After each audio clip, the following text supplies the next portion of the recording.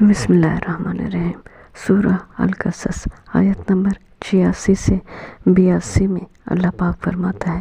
قارون موسیٰ علیہ السلام کی قوم میں سے تھا اور ان پر تعدی کرتا تھا، یعنی زیادتی اور ظلم کرتا تھا، اور ہم نے اس کو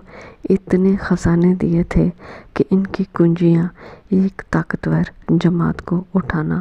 مشکل ہوتی۔ جب اس کی قوم نے کہا کہ اترائی مت، یعنی تکبر مت کیجیے، کہ اللہ تکبر کرنے والوں کو پسند نہیں کرتا،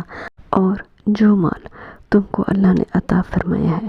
اس سے آخرت کی بھلائی طلب کیجیے اور دنیا سے اپنا حصہ نہ بھولائیے، اور جیسی اللہ نے تم سے بھلائی کی ہے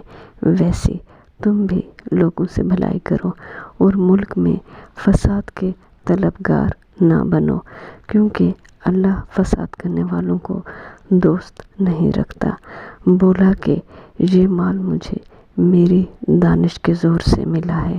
کیا اس کو معلوم نہیں کہ اللہ نے اس سے پہلے بہت سی امتوں کو جو اس سے طاقت اور قوت میں اور جماعت میں یا تعداد میں زیادہ تھیں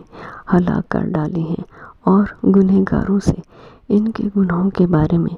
پوچھا نہیں جائے گا۔ تو ایک روز قارون بڑی آرائش اور ٹھاٹھ سے اپنی قوم کے سامنے نکلا۔ جو لوگ دنیا کی زندگی کے طالب تھے کہنے لگے کہ جیسا مال و دولت قارون کو ملا ہے کاش ایسا ہی ہمیں بھی ملے، وہ تو بڑا ہی صاحب نصیب ہے۔ اور جن لوگوں کو علم دیا گیا تھا وہ کہنے لگے کہ تم پر افسوس، مومنوں اور نیکوکاروں یعنی پرہیزگاروں کے لیے جو ثواب اللہ کے ہاں تیار ہے وہ کہیں بہتر ہے، اور وہ صرف صبر کرنے والوں ہی کو ملے گا۔ پس ہم نے قارون کو اور اس کے گھر کو زمین میں دھسا دیا تو اللہ کے سوا کوئی جماعت اس کی مددگار نہ ہو سکی اور نہ وہ بدلہ لے سکا۔ پس